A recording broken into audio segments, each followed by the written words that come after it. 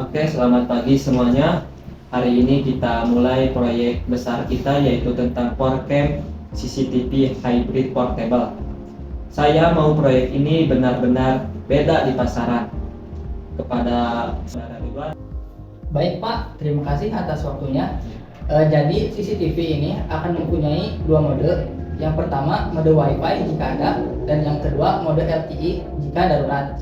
Nah, bagaimana misalnya kedua mode itu hilang? Maka akan ada opsi terbaik. Jadi CCTV itu akan mencari reconnect untuk mencari sinyal terbaik. Dari sisi hardware, saya sudah nyiapin beberapa opsi baterai yang lebih tahan lama, ringan, dan juga lebih modular. Dan untuk softwarenya juga sudah dibikin otomatis, sehingga pengguna tidak perlu memikirkan settingan apapun.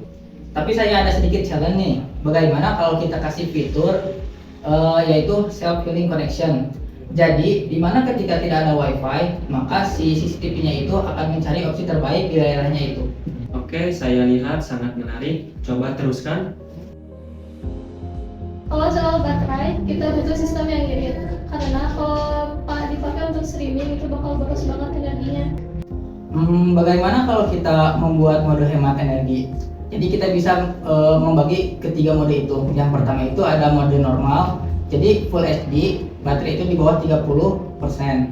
Nah, lalu ada mode hemat 720 pixel, 20 fps, maka baterai itu akan berada di bawah 50%.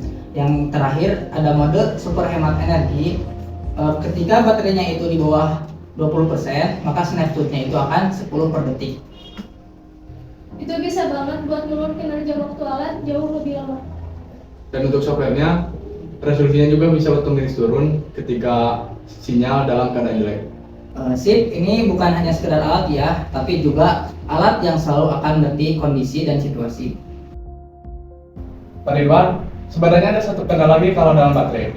Kalau kita gunakan streaming terus, palingan baterai cuma bertahan 4 jam saja, sedangkan kita punya target minimal 8 jam.